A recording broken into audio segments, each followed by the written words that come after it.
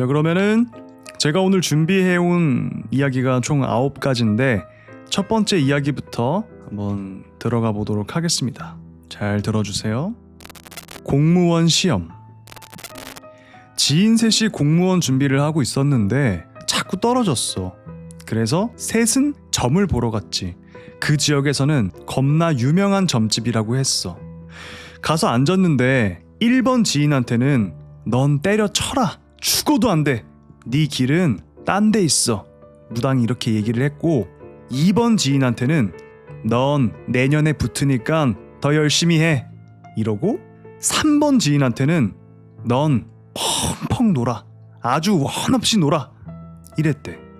그래서 3번 지인이 저 놀라고요? 그럼 저 시험에 붙는 거예요? 물어봤는데 점쟁이가 그건 놀다 보면 알게 돼 라고 해서 이 3번 지인은 엄청 신이 났어. 야, 나 붙나봐. 시험 붙나봐. 나 놀아도 붙나봐. 이러고 1번 지인은 떨어진다고 하니까 엄청 기분 나빠하고 2번 지인은 당장 오래 붙고 싶은데 떨어진다는 소리를 들으니까 좀 찜찜했어. 하여튼 3번 지인은 점괘대로 신나게 놀고 1번, 2번 지인은 열심히 공부를 했는데 3번 지인이 공무원 시험을 보러 가다가 그날 교통사고로 시험날 즉사를 해버린 거야. 1번, 2번 지인은 당연히 시험에 떨어졌고 2번 지인은 다시 점쟁이를 찾아갔어. 그랬더니 점쟁이가 3번에는 죽었지? 이러면서 걔가 시험 공부만 죽어라 하다가 시험날 죽었으면 그 한이 사무쳐서 구천을 떠돌 수가 있었는데 열심히 놀았으니까 한없이 이승을 떠났을 거야 라고 하면서 1번한테 전하라고, 포기할 때를 알아야 된다고 라고 하고 2번한테는 넌 이거 합격하면 고난 없으니까 앞으로 오지 마. 처녀가 여기 자주 오는 것도 안 좋아 하고 내쫓았어. 2번 지인은 다음에 시험을 붙었고 1번 지인은 포기를 못하고 몇 년간 시험을 계속 더 보다가 결국엔 포기하고 다른 데 취직해서 잘 살고 있대 라는 이야기였습니다. 3명이서 취업 때문에 점집을 가서 이제 점쟁이한테 이야기를 듣고 온 이야기였는데 소름 끼치는 부분이 있었죠. 3번한테 넌 놀아. 그냥 원 없이 놀아. 누구라도 그렇게 얘기를 들었으면 당연히 나 놀아도 붙는구나 생각을 했겠죠. 근데 그게 아니었죠. 죽을 팔자였으니까 그동안 그냥 원 없이 놀아라. 한없이 놀아라. 시험 전날 공부를 하다가 딱 죽으면 그 한이 너무 커져서 구천을 떠돌 수 있었기 때문에. 아니 그랬으면 애초에 너 사고 날 수도 있으니까 조심해라 라고 얘기를 해줬어도 좋지 않을까? 근데 그거는 또 천기누설이 될 수 있기 때문에 더 안 좋은 결과가 있었을지도 모르겠네요. 어쨌든 정해진 운명대로 흘러가야 되는 거니까. 너무 불쌍하긴 하다. 그리고 1번도 좀 열받았겠다. 너는 해도 안 돼. 너한테는 다른 길이 있어. 포기해. 이런 말 들으면 진짜 기분 나쁘겠다. 포기 못하고 계속 하다가 계속 떨어졌대요. 결국엔 다른 데 취직해서 잘 살고 있다고 하니까 다행이네요. 그래서 제가 점집에 가기 무서운 것 같아. 가서 무슨 얘기를 들을지 모르니까. 무당은 그런 말 함부로 못해요. 그쵸? 그걸 천기누설이라고 해서 무당 본인 수명에도 안 좋고 다 꼬여가지고 안 좋은 결과만 계속 나타난다고 그렇게 알고 있어요. 자, 다음 이야기입니다. 공중에 떠있는 여자. 가위에 안 눌린 지 꽤 됐는데 기가 약해져서 틈만 나면 가위가 눌리던 때가 있었어. 저도 그랬거든요. 중학교, 고등학교 땐가? 하여튼 몸이 굉장히 안 좋았을 때 기가 약해졌나봐. 육체가 약해지면 기도 약해지나봐. 그래서 저도 일주일에 한 8번씩 가위를 눌렸거든요. 사연의 주인공도 마찬가지였던 것 같습니다.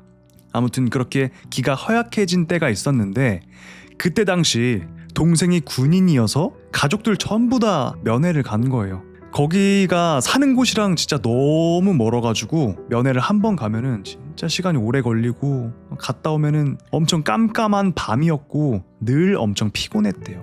그날 돌아오는 길 중간에 겨우 찾은 작은 휴게실 하나에서 이렇게 볼일을 봤는데 화장실 문짝에 앞자리가 010이 아닌 옛날 번호로 예를 들면 011, 017, 016 이런 번호로 장기 산다는 게 쓰여져 있는 거를 봐서 그것도 기분이 별로 안 좋았어. 진짜 너무 피곤해서 집에 가자마자 옷도 안 갈아입고 씻지도 않고 불 켜진 방에 누웠어. 다른 가족들은 다른 방에서 대충 뒷정리를 하고 있었고, 근데 딱 가위가 눌릴 것 같은 느낌인 거야. 여기서 이거 저도 뭔지 알아요. 가위 눌려보신 분들은 아실 텐데 가위 눌릴 것 같다라는 느낌이 와. 그리고 잠이 들면은 어김없이 가위에 딱 눌립니다. 눌려보신 분들은 아실 거예요. 아무튼 그 느낌이 와서 막 이상한 소리가 들리면서 몸이 점점 무거워지고, 그때 한창 가위에 눌리는 걸 무서워하던 때라 마음속으로 가위에 깊게 눌리기 전에 얼른 깨자 속으로 5가지만 세고 엄마!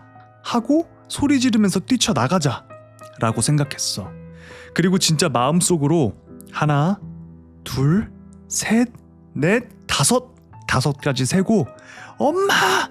하고 소리 지르려고 하는데 질렀어. 근데 내가 지른 게 아니라 귀신이 지른 거야. 그 엄마라고 하는 소리를. 목소리도 겁나 소름 돋고 무슨 나를 놀리듯 엄마! 엄마! 엄마! 하고 계속 소리를 지르더라고. 진짜 너무너무 무서워서 어떡하지? 하는데 내가 왜 그랬는진 모르겠는데 그때 가위에 눌린 상태에서 눈을 떴어. 근데 진심 나랑 똑같이 생긴 여자애가 공중에 둥둥 떠서 내 얼굴을 마주보고 엄마!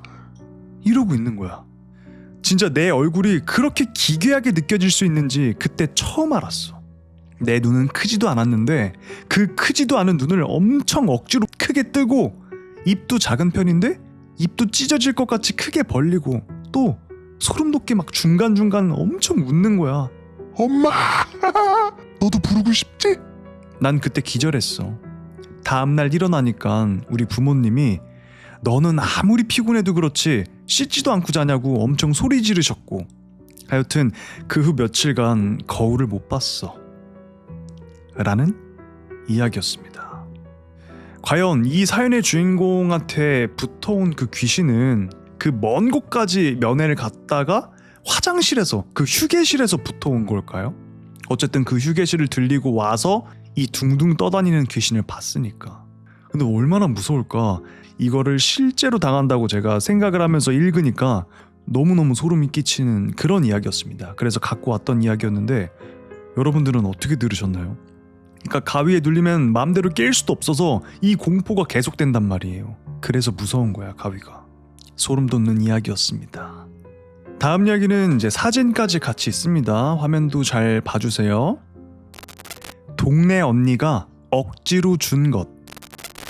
동네 언니가 며칠 전 쌀을 저한테 억지로 줬어요. 최근에 쌀을 사서 필요 없다고 거절을 했는데도 시골에서 쌀을 너무 많이 보내서 다 먹을 수가 없다면서 우리 집 앞에 멋대로 놓고 가서는 저한테 먹으라는 거예요. 정말 처치곤란인가 보다 싶어서 그냥 며칠째 그걸 먹고 있었어요. 우리 남편이랑 우리 애도 다 이 밥을 먹였어요. 근데 쌀 안에서 이상한 이물질이 나온 거예요. 제가 이 이물질이 제사에 쓰이는 향 같아서 물어보는 글도 인터넷에 올렸었어요. 나온 이물질을 지금부터 보여드릴게요. 이거 보세요. 이게 뭐 같으세요? 저는 향초 그거 같거든요. 기분이 이상했던 게 이 쌀을 준 언니는 최근 저랑 연락을 서로 하지 않던 사람이었거든요. 제가 연락을 해도 싸하게 답하고 뭔가 저를 거부하는 느낌이어서 저 또한 연락을 안 했었어요. 이제 그런 사람이 억지로 떠안긴 쌀인데 그 쌀 안에 타고 남은 향이 나오니까 얼마나 찜찜했겠어요. 언니한테 떠봤어요. 시골에서 쌀을 얼마나 보낸 거냐. 쌀이 조금 묵은 것 같은데 그러면은 같이 쌀을 갖고 쌀떡집에 가서 가래떡으로 만들어서 주변에 나눠 먹는 게 어떠냐고 그렇게 떠봤어요. 그랬더니 언니가 그럼 같이 하자면서 쌀을 가져오겠대요. 쌀이라고 겨우 위생봉지 그 조그만 거 2개를 담아서 갖고 왔는데 제가 보니까 뭐 2kg? 3kg? 그 정도밖에 안 되더라고요. 아니 시골에서 엄청 많이 보내서 처치곤란이라고 한 사람이 그 2-3kg 이렇게 갖고 온 거예요. 띡. 겨우 이걸 못 먹는다는 게 어이가 없었어요. 그 언니네는 아들이 둘이나 돼서 식비가 많이 나가는 집으로 제가 알고 있거든요. 그래서 이 쌀 갖고 온 게 이게 다냐고 물어보니까 먹다가 지쳐서 빨리 먹으려고 가져온 거라고 그 말도 안 되는 핑계를 대서 일단 알겠다고 하고 제가 쌀을 불려서 방앗간을 갈 테니 갖고 온 쌀을 놓고 가라고 했어요. 그리고는 그 쌀을 열어봤는데 누가 봐도 너무 다른 쌀을 가져온 거예요. 원래 저희 집 앞에 놨던 그 쌀과 이 언니가 갖고 온 쌀, 이 두 쌀이 너무 다른 거야. 사진의 쌀 중 아래의 쌀이 언니가 지난번에 준 쌀이고 위의 쌀은 이번에 가져온 쌀이에요. 보여드릴게요. 어떠세요? 아무리 봐도 다른 쌀이죠. 누가 봐도 너무 다른 쌀이더라고요. 지난번 쌀은 하얗고 알도 큰데 이번에 가져온 쌀은 색도 노랗고 알도 작아요. 전혀 다른 쌀을 가져와서 같은 쌀이라고 저를 속이려고 하더라고요. 아니 뻔히 알고 있는데. 엄마랑 이모들한테 물어보니까 아무래도 그 언니가 저희 집에 해코지를 하려 한 것 같다며 그 쌀을 버리든 돌려주든 하래요. 너무 기분이 나빠서 이거 어떡하지 하다가 그냥 다시 그 언니네 집 앞에 갖다 뒀어요. 댓글에서도 그냥 다시 돌려주라는 분이 계시더라고요. 그래서 다시 언니네 갖다 두고 톡을 보냈어요. 전혀 다른 쌀을 같은 쌀이라고 속인 이유가 뭔지 캐묻지는 않겠다. 언니 한 짓이 뭔지 뻔하고 괘씸하지만 그래, 사람은 누구나 한 번 실수할 수도 있는 거라 덮고 넘어갈 테니 다시는 이런 짓 하지 말라 라고 보냈는데 만나서 자기 말 좀 들어보라고 자꾸 톡이 오길래 더 이상 아는 척하지 말라고 차단해버렸어요. 미신 같은 거 믿지는 않지만 젖쌀을 우리 애도 먹고 남편도 먹은 걸 생각하면 정말 화가 치솟습니다. 한 동네에 살면서 이웃한테 어떻게 저런 짓을 하죠? 정말 괘씸하고 소름 돋지만 다행히 우리 가족에게 딱히 안 좋은 일은 없었고 해서 그냥 일단은 차단만 하고 말았어요. 세상에 별 이상한 사람도 다 있더군요. 사람이 무서워집니다. 이 글에 댓글이 달렸습니다. 댓글을 한번 보여드릴게요. 자, 댓글을 한번 같이 봐보겠습니다. 향 꽂은 쌀이라니 저게 뭔지 알 수도 없고 의도도 모르겠지만 정말 음흉한 사람이네요. 사람이 사람한테 금수만도 못한 짓을 세상에.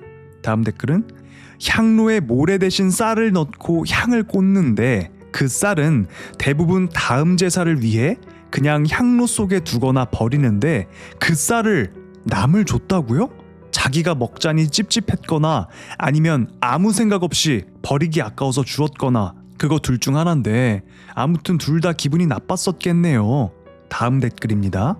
올해가 날삼제라고 나가는 해인데 이때 잘못 나가면 사람을 치고 나간다는 말이 있어서 액땜용으로 제사를 지내거나 구슬해서 그 쌀을 나눠 먹으면 내 애군을 나눈다는 소리가 있었어요. 그러니까 나 혼자 가지고 있어서 교통사고가 날 것을 다른 많은 사람들하고 나누면 종이에 손가락 살짝 베이는 걸로 끝나는 거죠. 만약에 이 사람이 죽을 운명이었으면 다리가 부러지는 정도?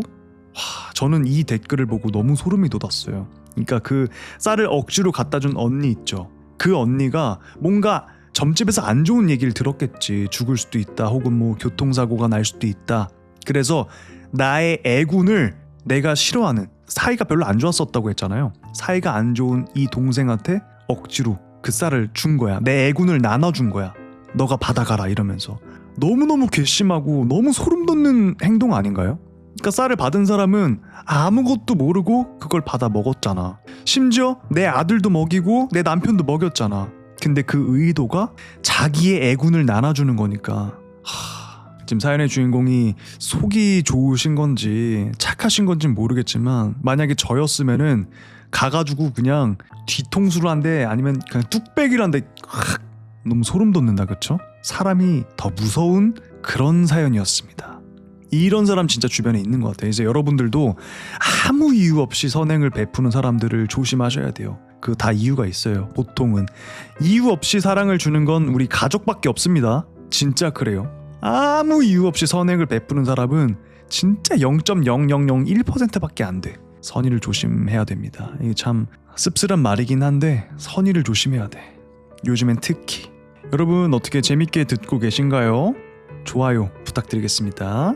다음 이야기로 넘어가 보도록 하겠습니다. 아기와 할아버지. 우리 집에 한 4-5살 아기가 놀러 온 적이 있는데 한쪽 벽이 유리창인 방에서 놀아주고 있었어. 내가 유리창을 등지고 아가는 나랑 마주보고 놀고 있었는데 막 우르르 까꿍 까꿍 이러면서 놀고 있었는데 자꾸 이 아기가 나를 보는 게 아니라 내 어깨 너머를 보는 거야. 내 뒤에는 지금 유리창이 있는데. 그래서 아무 생각 없이 아가 나 안 보고 뭐해 하는 식으로 물어봤는데 손가락으로 이 애기가 유리창 위쪽을 가리키면서 할아버지, 할아버지. 이러는 거야. 그래서 나 혼자 갑분싸 됐는데 또 이 죽일 놈의 호기심 때문에 아가한테 하나 더 물어봤어. 할아버지라고? 할아버지가 거기 왜 있어? 지금 할아버지 뭐 하고 있는데? 라고 했더니 아기가 갑자기 양 주먹으로 창문을 마구 때리는 신용을 하면서 라고 하는 거야. 보자마자 아가를 내 옆구리에 끼고 거실로 달려나갔던 기억이 있어. 라는 이야기였습니다. 저 이거 되게 짧았는데 너무 임팩트 있는 이야기여서 제가 갖고 왔던 이야기였거든요. 뒤에 있는 유리창이 베란다 쪽이어서 창문이었던 건지 아니면 그냥 집 안쪽이었는지는 제가 잘 모르겠는데 어쨌든 어깨 위였으니까 공중에 떠 있었을 거 아니에요. 그 할아버지가 공중에 떠서 이 안쪽으로 들어오려고 창문을 두 손을 두들기면서 이러고 있었다는 거예요. 애기가 귀신을 본다는 이야기가 있잖아요. 얼마 전에 또 인스타를 돌아다니다 봤는데 애기가 허공에 대고 어떤 아저씨 있다고 남잔가? 그 영상을 봤는데 너무 소름이 끼치는 거예요. 아직 영이 굉장히 맑을 때는 보이나 봐. 아니면 보이는 애기가 있고 안 보이는 애기가 있나? 뭐 제가 알기론 그래요. 그 머리 위에 보시면은 여기 애기 대천문이라고 말랑말랑한 부분이 있거든요. 대천문이 완전 딱딱하게 굳기 전까지는 그런 영적인 힘이 있다고 알고 있어요. 제가 이건 뭐 믿거나 말거나겠지만 그래서 그 머리 대천문이 딱딱하게 굳어가면서 영적인 힘을 잃어가고 귀신을 볼 수 있는 영안이 닫힌다라는 말도 있었어요. 과연 그 아기가 본 할아버지는 뭐였을까요? 아기의 환상이었으면 그냥 할아버지가 둥둥 떠다니는 거 정도는 상상할 수 있어. 근데 그 할아버지가 입을 벌리면서 창문을 두드리고 있는 상상을 할 수 있을까? 그 꼬맹이 아가가? 저는 분명히 뭔가 봤다고 생각을 합니다. 여러분들은 어떻게 생각하시는지 댓글로 남겨주시면 감사하겠습니다. 다음 이야기입니다. 오빠와 통화. 난 집에 혼자 있었고 우리 오빠가 늦게까지 안 들어오다가 나한테 전화를 해서 야 집에 아빠 있냐? 하고 물어봤어. 나는 없긴 한데 빨리 들어오라고 했지. 근데 오빠가 대뜸 야 너 친구들 왜 데리고 왔냐? 너 친구들 부르면 내가 집 가기 불편하다고 했어 안 했어? 하면서 신경질을 부리는 거야.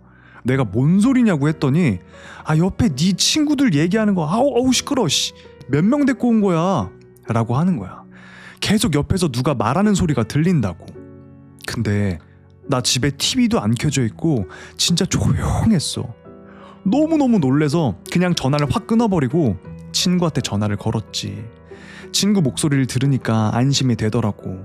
그래서 걔랑 한참 얘기를 하다가 내가 맞다 야 우리 오빠 새끼 지금 집에 오는 길인데 나랑 전화하다가 지금 내 옆에 친구들 막 얘기 소리 들린다고 미친 소리를 하는 거야. 웃기지 않냐? 하고 그냥 얘기를 했어. 그랬더니 친구가 조용해지더니 아니었어? 이러는 거야. 라는 이야기였습니다. 그러니까 전화상으로 주변에 귀신들 소리가 들렸다는 거죠.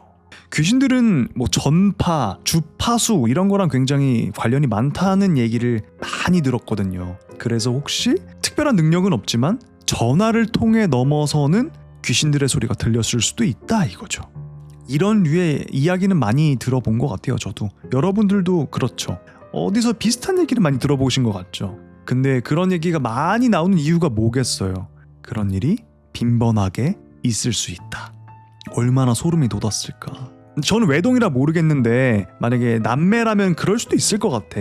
후리하게 입고 나왔는데 집에 들어가려고 하니까 동생 친구들 다 여자일 거 아니야. 동생 친구들을 다 데리고 왔어. 그러면 좀 들어가기 그럴 것 같아. 그래서 신경질을 낸 거죠.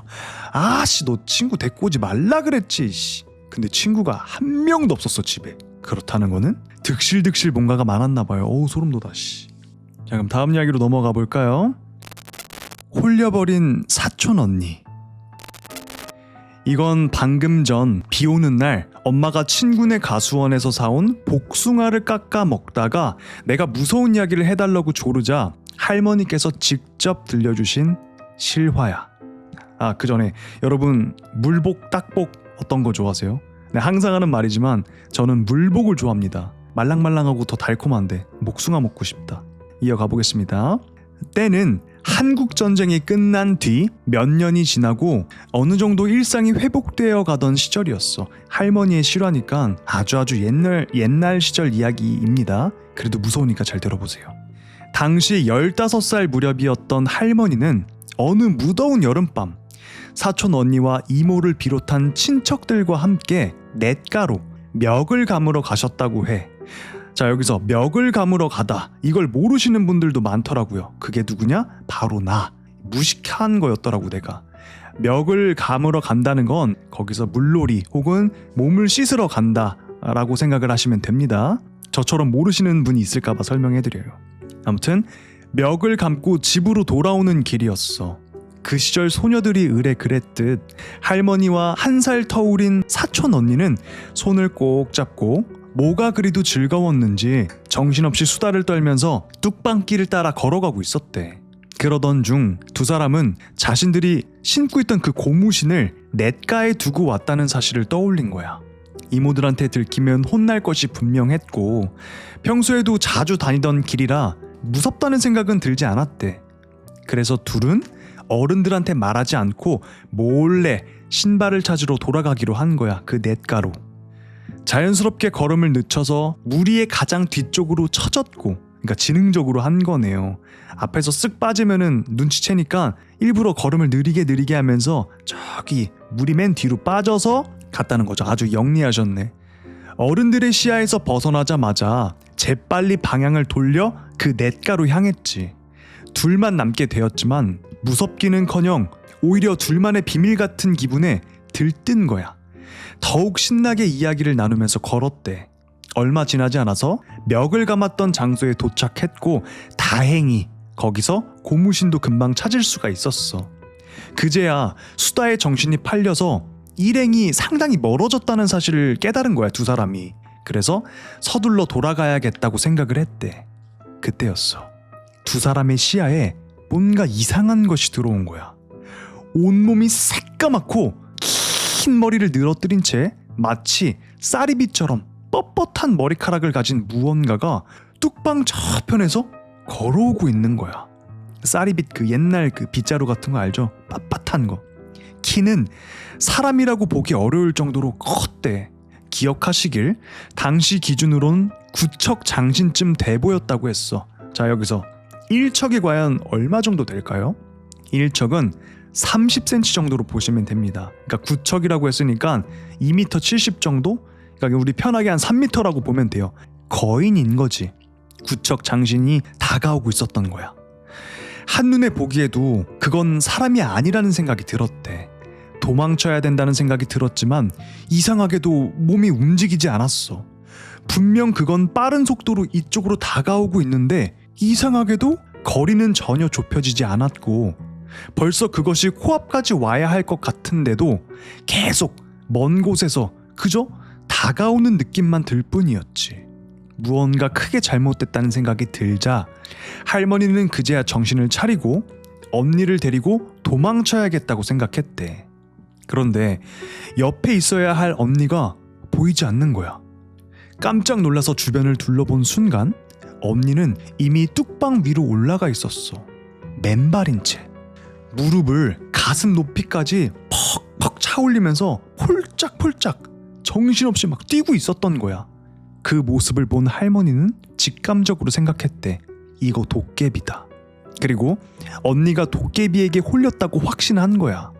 할머니는 울면서 언니를 붙잡고 제발 정신 차리라고 막 소리를 쳤어. 동시에 사람 살려! 사람 살려주세요! 하고 목이 터져라 외쳤지.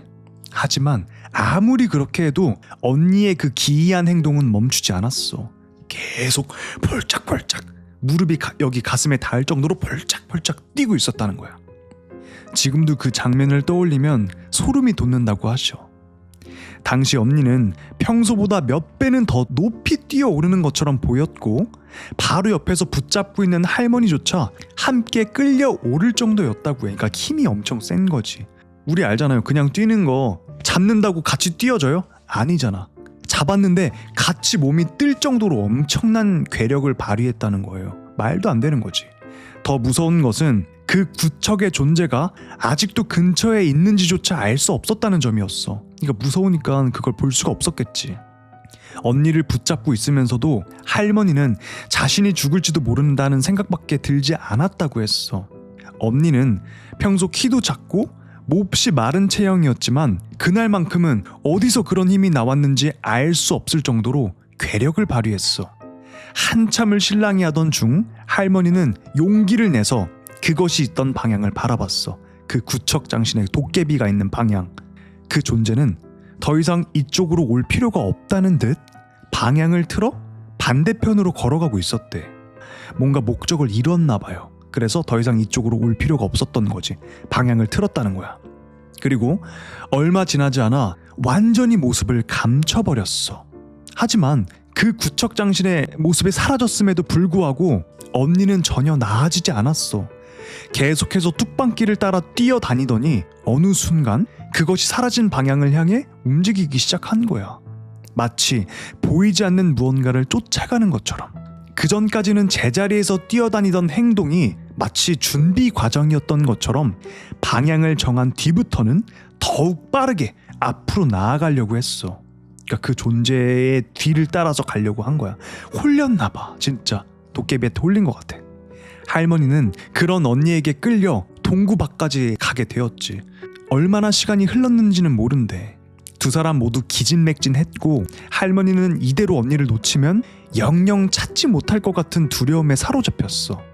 결국 울면서 입고 있던 무명 저고리를 벗어서 언니의 다리와 자신의 몸을 묶어버렸대. 그러니까 내가 어떻게 할 수 없으니까 힘이 안 되니까 아예 몸으로 같이 묶어버린 거죠.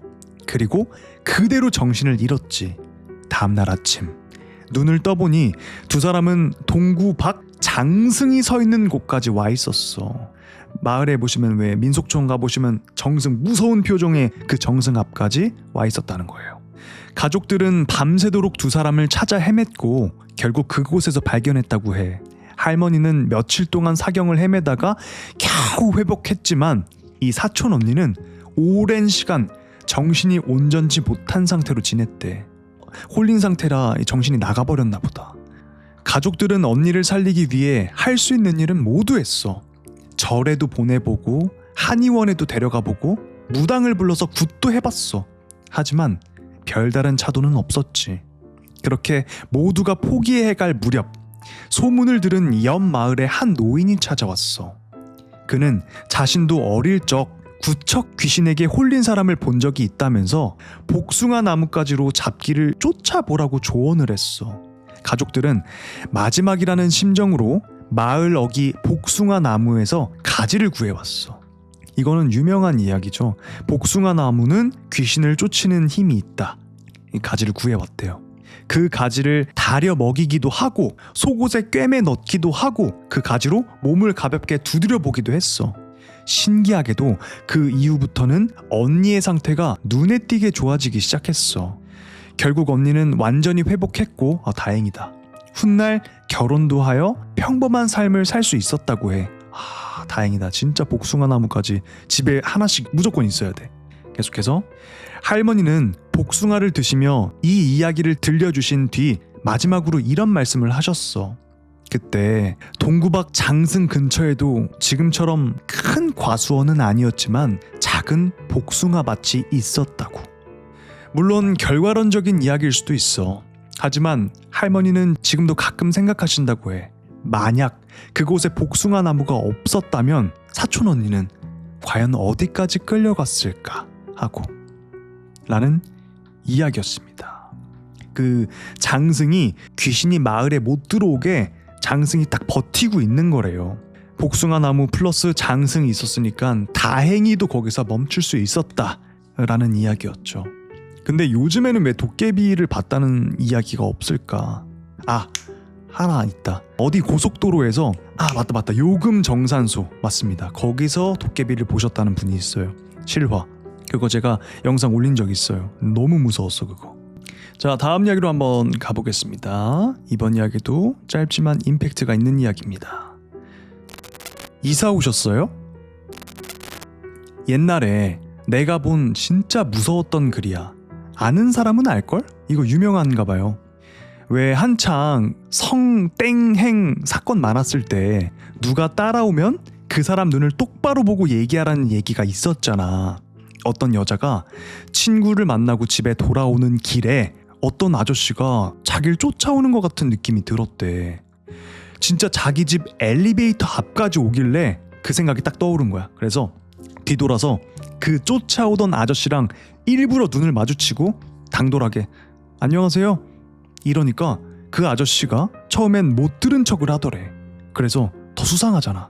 더 눈을 마주치면서 아파트에서 처음 보는데 이사 오셨어요?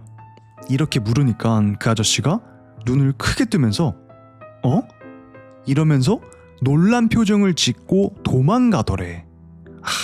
이 성폭행범 맞았나? 그래서 나중에 신고하려고 경비실에서 CCTV를 돌려보니까 그 여자가 허공에 대고 이야기를 하고 있었대.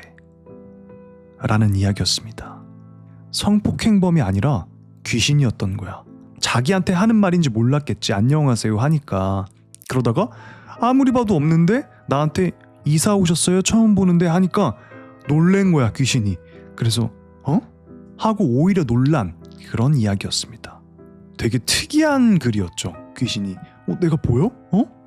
그러니까 알게 모르게 우리 주변에 많을 수도 있어요. 우리가 모르는 걸 수도 있어. 사람처럼 왔다 갔다 하니까 그게 귀신인지 아닌지 우리가 한 명 한 명 가서 물어볼 순 없는 거잖아. 어쩌면 우리가 같이 엘리베이터를 타고 올라가는 사람 중에도 그런 게 있을 수도 있고. 다음 이야기입니다. 이 글을 읽지 마세요. 저는 체육학과에 다니는 3학년 학생입니다. 체육학과 학생들은 합숙훈련이라는 것을 많이 다닙니다. 공기가 맑고 체력훈련에 좋은 곳을 찾아다니다 보니 가끔은 인적이 드문 곳을 찾아다니기도 합니다. 그리고 그런 곳을 찾아다니다 보면 가끔 이상한 일을 겪게 되는데 대부분은 선배들의 장난이나 뭘 잘 몰라서 실수 때문에 생긴 오해가 그 원인인 경우가 많습니다. 그래서 귀신 이야기를 하다 보면은 별로 무섭지도 않게 생각합니다. 그런데 바로 작년 여름 합숙 훈련 때에는 정말 믿지 않을 수 없는 일을 실제로 경험하고 보니 그런 일이 실제로 있다는 것을 의심하지 않게 되었습니다. 과연 무슨 일을 겪었길래 그러지? 계속.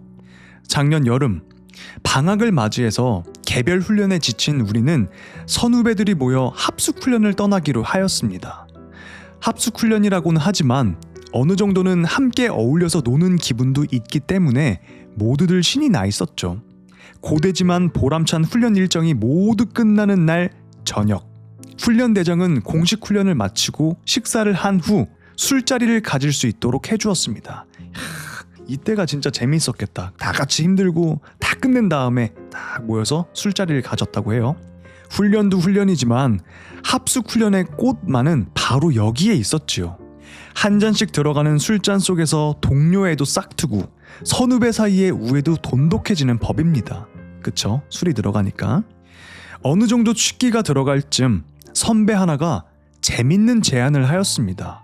그 제안인 즉 각자가 알고 있는 무서운 이야기를 하나씩 하자는 것이었습니다. 야, 나 여기 가면 진짜 잘할 수 있는데. 그쵸? 무서운 이야기 하나 아니고 막 10개, 막 20개 해줄 수 있는데. 모두들 재미있겠다고 말하며 자기들이 알고 있는 무서운 이야기를 하나씩 꺼내기 시작했습니다. 처녀 귀신의 복수라든지 가위 눌린 이야기 등 여러 가지 이야기가 줄줄 이어나왔습니다. 얼마나 이야기를 했을까요? 이제 분위기가 지겨워지려는 순간 맨 처음에 무서운 이야기를 하자고 제안했던 선배가 주의를 딱 집중시키더니 자기가 마지막으로 이야기를 해주겠다고 했습니다. 그리고 이런 이야기를 들려주었습니다. 그러니까 이게 선배가 지가 하고 싶은 이야기가 있으니까 야 무서운 이야기 할래? 이렇게 판을 깔았나 보다. 그 선배가 해주는 말이었어요. 마지막에 선배가 어느 날 꿈을 꿨는데 강가에서 처음 보는 할머니가 뭔가를 막 찾고 계시더라는 겁니다. 그래서 그 선배는 할머니에게 다가가서 뭘 그렇게 열심히 찾으시냐고 물었다고 합니다. 처음에는 아무 대답도 않고 선배를 못 본 척하던 할머니는 선배가 계속 물어보자 그제서야 대답하셨다고 합니다. 손가락! 그러고 보니 할머니의 오른손에는 새끼손가락이 없더랍니다. 그리고 그 모습을 본 순간 왠지 무슨 사명감 같은 게 생겨서 꼭 반드시 손가락을 찾아드려야겠다는 생각이 들더라는 겁니다. 그래서 선배는 열심히 손가락을 찾기 시작했답니다. 그런데 한참 손가락을 찾던 선배는 이상한 생각이 들었습니다. 자기는 정말 열심히 손가락을 찾고 있는데 정작 이 손가락이 없는 할머니 자신은 왠지 손가락을 찾을 생각이 없는 것 같은 느낌을 받았다는 겁니다. 그래서 속으로 약간 짜증이 나려는 순간, 짜증이 나겠죠. 지금 본인 손가락 찾을 생각은 안 하고 내가 더 열심히 찾고 있네 하니까 좀 어이가 없겠지. 이제 그 느낌을 받은 순간 마침 강 위에서 흘러내려오는 새끼손가락을 발견한 겁니다. 선배는 너무 기뻐서 새끼손가락을 할머니께 드렸다고 합니다. 근데 웬일인지 할머니의 표정이 전혀 기뻐하는 기색이 아니더랍니다. 아니, 오히려 불쾌한 표정을 지으면서 뭐라고 막 중얼거리시더니 손가락을 받으시고는 어디론가 투덜거리며 가버리셨다고 합니다. 에이 뭐야, 무서운 얘기 그게 다예요? 뭐 하나도 안 무섭네. 웅성웅성. 이야기가 싱겁게 끝나자 다들 선배한테 한마디씩 했습니다. 그러자 선배는 꿈 이야기가 무서운 게 아니라 지금부터 하는 이야기가 진짜 무서운 이야기라면서 이런 말을 해주었습니다. 이 이야기는 선배가 직접 겪은 것이기도 하지만 사실은 이런 꿈을 꾼 것은 선배의 선배로부터 들은 이야기라는 겁니다. 그러니까 이 꿈 이야기를 들은 사람은 누구나 이와 똑같은 꿈을 꾸게 된다는 것입니다. 왜 그런지는 선배도 알 수 없다고 했습니다. 그러니까 이 선배도 선배의 선배한테 이 얘기를 듣고 똑같은 꿈을 꾸게 된 거야. 그래서 그 꿈을 이 후배들한테 얘기를 해준 거죠. 예를 들면 행운의 편지 같은 거죠. 이거 선배 못난 사람이네. 그러면 행운의 편지를 자기에서 끝내야지 왜 그걸 전파를 하냐고. 자, 아무튼 전파를 했대요. 에이 그런 게 어딨어요. 아 결국 2번이나 속이시는구나. 뭐 하나도 안 무섭네. 다들 이런 반응이었습니다. 후배들이. 그러자 선배는 그렇다 아니다 대답도 없이 입가에 이상한 미소를 지으며 술을 한 잔씩 더 돌렸습니다. 사이코패스 아니야 이거. 흥이 깨진 우리는 선배가 따라주는 술잔을 기울이며 자리를 대충 정리하고 이미 새벽이 되어버린 밤을 잠자리에 들었습니다. 아 내일이면 집에 가는구나 하는 생각에 마음이 편안해지고 술 기운도 적당히 올라온 저도 잠자리에 들어 곧바로 잠이 들어버렸습니다. 다음날 아침 다른 사람들보다 약간 늦게 잠에서 깬 저는 약간 찜찜한 기분으로 세수를 하러 밖으로 나갔습니다. 모두들 세수를 마치고 3355 모여 무슨 이야기를 주고받고 있었습니다. 그런데 다들 표정이 별로 좋지 않은 것 같았습니다. 그래서 저는 우리 동기들이 있는 무리로 가서는 이렇게 물었습니다. 야, 너네들도 혹시 그 꿈 꿨어? 그랬더니 동기들은 경악하는 표정을 지으며 이렇게 말하는 것이었습니다. 맞아. 어제 그 자리에서 그 이야기 들은 사람들 다 똑같은 꿈 꿨나 봐. 그러니까 정말 그 선배의 말 그대로 모두 같은 꿈을 꾼 것이었습니다. 사실 저도 그 꿈을 꿨습니다. 강가에 제가 서 있었는데 저기에서 할머니가 무엇을 찾고 있는 것이었습니다. 그래서 할머니께 다가가 뭐 하시냐고 물었더니 손가락을 찾고 있다고 했습니다. 그 대답을 듣는 순간 저는 간밤에 선배의 이야기가 생각나서 무서운 생각이 든 나머지 그냥 마구 도망치고 말았습니다. 한참 도망치다 보니 패스트푸드점이 나타났습니다. 꿈속이었으니까 의식의 흐름대로 간 거겠죠. 아무튼 그래서 거기에서 한숨을 돌리며 햄버거를 하나 시켰는데 그 햄버거를 베어 무는 순간 거기서 손가락이 나와서 깜짝 놀라며 꿈에서 깨어났던 것이었습니다. 아무튼 꿈속에서 손가락을 찾았네요. 어우, 야, 햄버거에서 한 입 베어 물어 먹었는데 반쯤 남은 바퀴벌레가 무서울까? 반쯤 남아버린 손가락이 무서울까? 어우, 나한테 둘 다 무섭다. 아무튼 그날 집으로 돌아오는 차 속에서 모두들 각자 자기의 꿈 이야기를 했습니다. 이야기를 들어보니 할머니를 만나서 무엇을 찾는지 물어보고, 이거 똑같이 할머니한테 뭐 찾고 계세요? 이랬대잖아요. 다 똑같이. 그리고 손가락을 찾는다는 부분까지는 모두 다 똑같았습니다. 그리고 그 이후의 이야기는 원래 이야기처럼 강물에서 흘러내려와서 손가락을 찾았다는 사람, 그리고 포기하고 집으로 돌아왔는데 초인종을 누르는 단추에 손가락이 달려있다는 사람, 볼펜을 꺼내려고 필통을 여는 순간 거기에서 손가락이 나왔다는 사람 등등 다양했습니다. 어쨌든 모두가 다 손가락을 찾았네, 꿈속에서. 한참 그런 이야기를 주고받고 있는데 한쪽에서 1학년 후배 하나가 아무 말도 하지 않고 있는 것이었습니다. 그래서 너 왜 그래? 물었더니 자기도 똑같은 꿈을 꾸기는 했는데 자기는 그 꿈속에서 도저히 손가락을 발견하지 못했다는 것이었습니다. 그래서 후배는 할머니께 도저히 찾을 수가 없어요 라고 말했답니다. 그랬더니 할머니가 오히려 너무나 좋아하면서 막 웃더니 어깨춤을 덩실덩실 추면서 그냥 가버리더라는 겁니다. 그 모습을 본 후배는 기분이 너무 나빠서 잠에서 깨어났답니다. 그리고 그 할머니의 표정이 지금도 너무 생생해서 속이 메스꺼울 정도라고 했습니다. 그러자 선배 하나가 과일을 하나 던져주며 야, 그런 거 다 있고 이제 자, 우리 일상으로 돌아가자 라고 했습니다. 우리는 그렇게 의미 있고 약간은 황당한 경험을 하고 모두들 아무 일 없이 집으로 돌아왔습니다. 그리고 그 다음 날부터 학교에 나와서 뭐 다른 때와 다름없이 훈련을 한다, 친구를 만난다, 영화를 본다 하며 일상을 꾸려 나갔습니다. 그러던 어느 날 동기 한 녀석이 헐레벌떡 저한테 달려오더니 이렇게 말하는 것이었습니다. 야, 걔 있잖아, 걔. 누구? 왜? 우리 그 합숙훈련 갔을 때 마지막 날 꿈속에서 손가락 못 찾았다는 걔 있잖아, 걔 후배. 걔가 왜? 야, 걔가 글쎄 선풍기에 새끼손가락이 끼어서 잘렸대. 어찌나 심하게 잘렸는지 봉합수술도 안 된대. 쿵.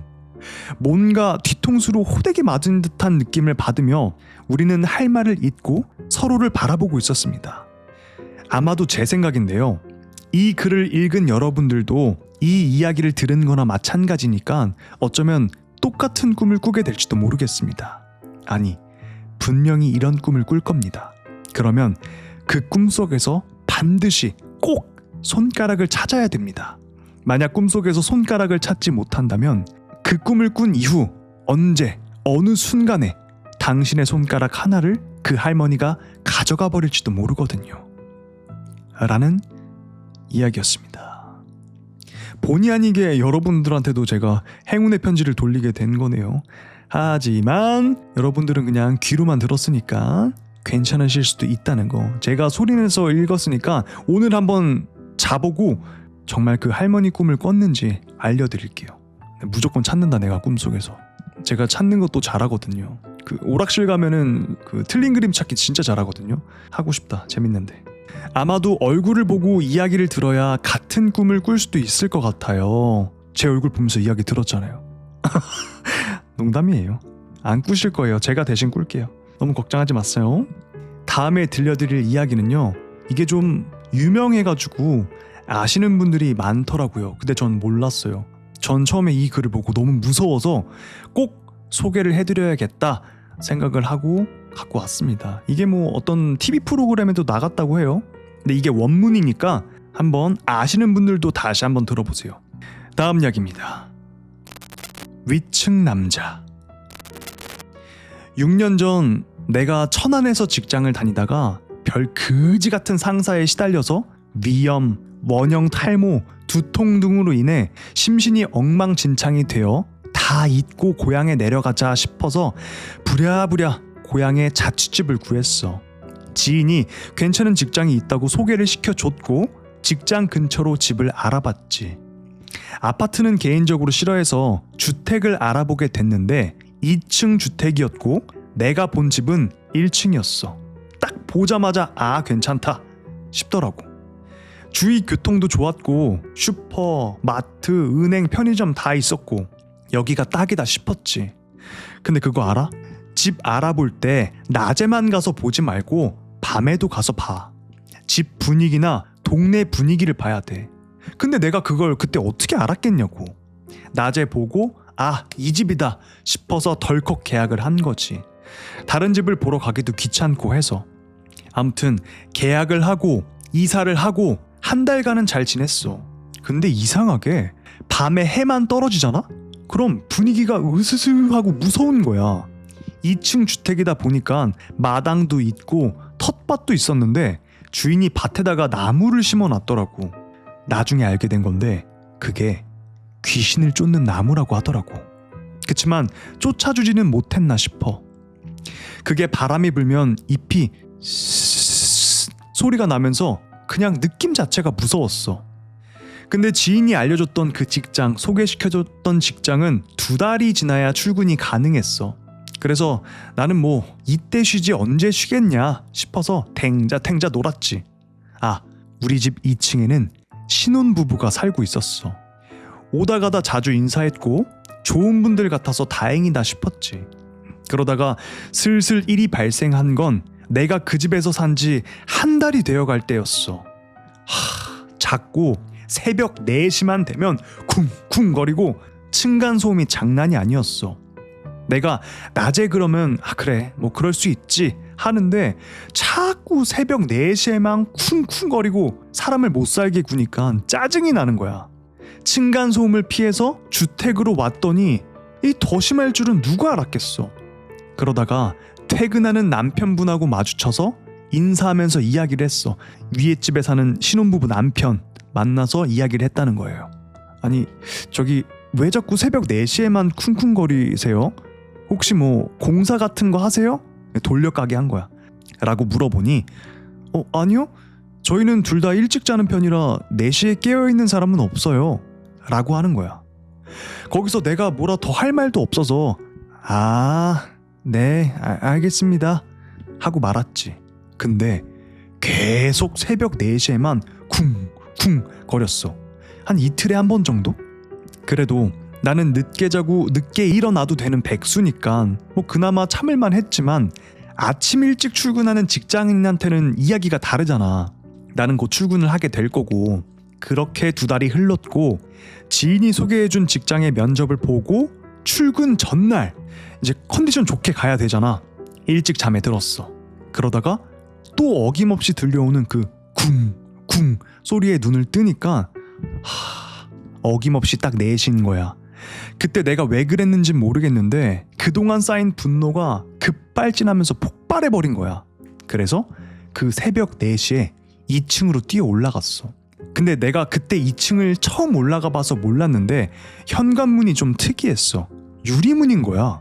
위에서 3분의 2는 반투명, 그러니까 안 보이는 거.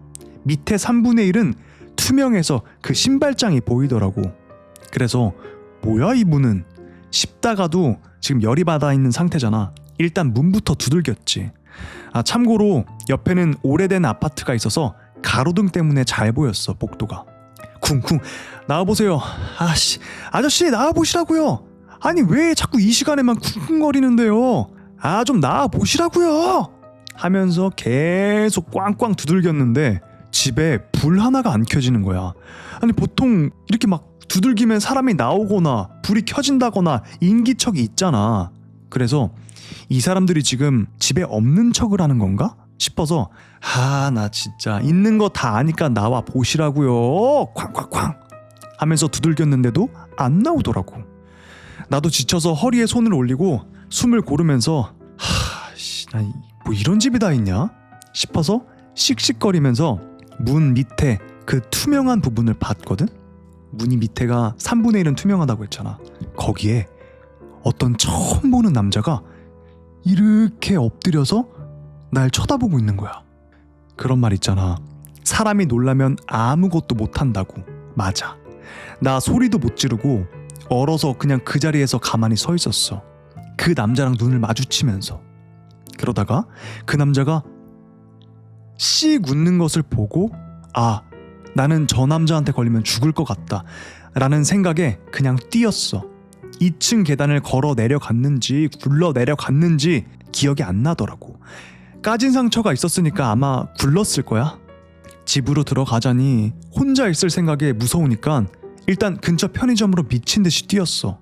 평소 같으면 5분 걸렸을 거리를 1분도 안 돼서 갔을 거야. 마구 뛰어갔으니까. 들어가니까 편의점 사장님이 계시더라고. 내 꼴이 완전 말이 아니니까 무슨 일이냐고 나를 달래주셨어. 그러면서 천천히 정신이 들었고 순간 아차 싶었지. 왜냐면 만약 그 남자가 사람이라면 안에 살고 있는 신혼부부는 괜찮을까?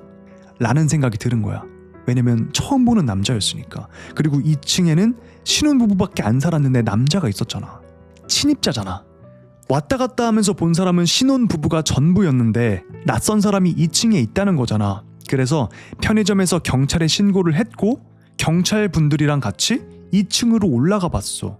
진짜 2층으로 올라가는데 부들부들 다리가 말을 안 듣더라고. 아무튼 경찰 분들이 문을 두드리니까 아무 소리도 없고 사람도 없는 듯했어.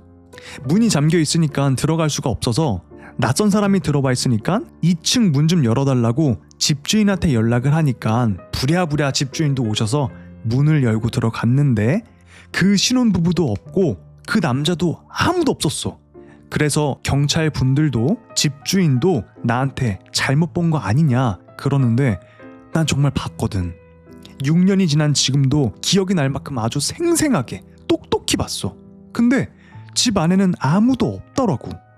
경찰분들도 일단 이 집에 사는 부부가 없으니까 허락 없이 집을 자세히 볼 수가 없으니 집주인한테 이 2층 신혼부부한테 연락해서 어디에 있는지 확인부터 하라고 해서 전화를 했어. 전화를 했더니 아내가 받더라고. 알고 보니 신혼부부는 남편이 지방 출장으로 다른 지역으로 와 있는 상태였고 아내분도 같이 따라간 거였어. 집은 비어 있었던 거야. 그래서 집주인이 이러이러해서 집 좀 살펴봤다고 미안하다고 말씀하셨는데 그때 아내분이 나를 바꿔달라고 하는 거야. 그래서 나는 이거 욕먹는 거 아닌가 싶어서 불안했는데 아내분은 뜻밖의 말을 했어.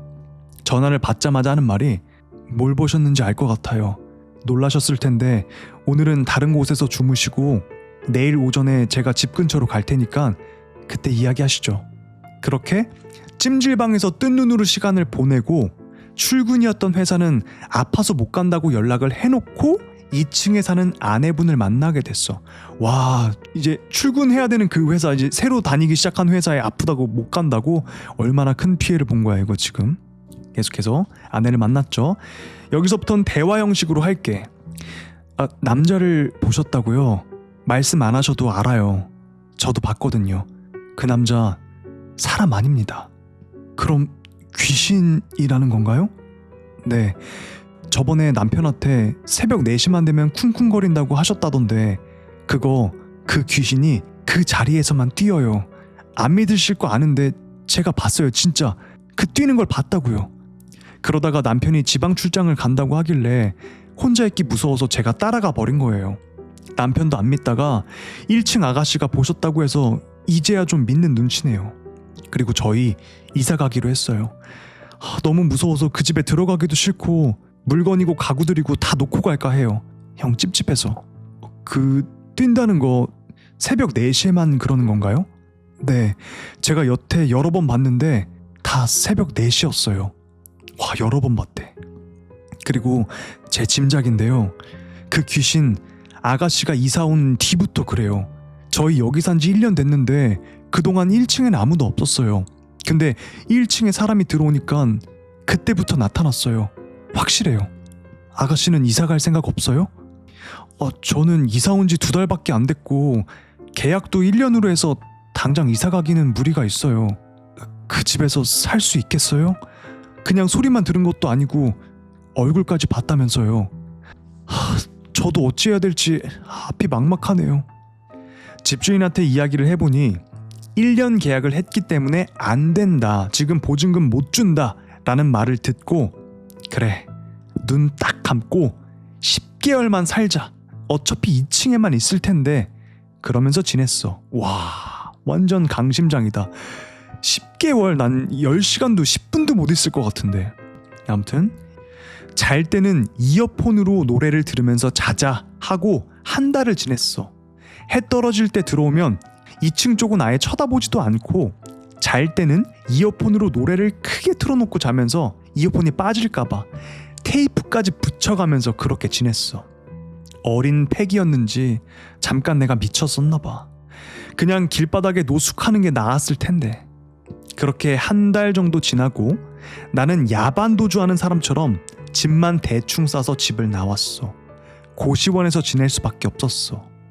그날 내가 야반도주하는 사람 마냥 짐 싸들고 나왔던 그날 새벽에 테이프로 잘 붙인다고 붙였는데 자면서 이어폰이 떨어졌나봐. 쿵쿵 하는 소리가 들렸고 누가 찬물을 확 들이부은 것처럼 잠에서 깨더라고. 근데 2층에서 뛰면 소리가 약간 울리듯이 나잖아. 쿵쿵. 근데 이번엔 달랐어. 바로 내 방 방문 앞에서 뛰는 것 같았거든. 쿵쿵 쓱쓱 쿵쿵 쓱쓱 그런 소리가 반복해서 들렸고 나는 이게 지금 2층에서 1층으로 내려왔구나 싶었어. 그리고 그때 딱 떠올랐던 2층 아내분이 했던 말. 제가 그때 까먹고 못한 말이 있는데요. 그 남자, 그 귀신 한쪽 발이 없었어요. 그래서 뛰지 않을 때는 기어다녀요. 뛰는 소리보다 더 소름 돋는 소리가 뭔 줄 알아요? 그 남자가 기어다니면서 쓸리는 소리요. 쓱쓱. 저는 더 무서웠어요. 아가씨는 1층이나 뛰는 소리만 들은 거예요. 그렇게 나는 날이 밝기만 기다리고 해가 뜨자마자 옷만 대충 싸서 나왔어. 고시원에 살면서 남은 9개월이 지나기를 기다렸고 계약 기간이 끝나자마자 보증금을 받아 아파트로 이사했어.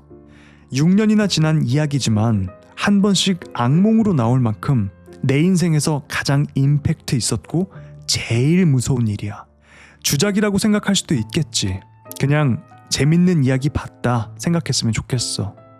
긴 글 읽어줘서 고마워.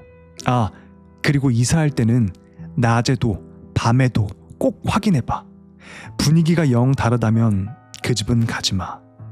알겠지? 라는 이야기였습니다. 와, 이 이야기 진짜 무섭지 않아요? 전 이 이야기가 최근에 봤던 이야기 중에 제일 무서웠거든요. 다른 방송에도 나왔다고 제가 알고 있어요. 그만큼 무서우니까 채택해 갔던 거겠죠? 아무튼 그 글의 원문이었습니다. 그 방송의 원문 글이 이거예요.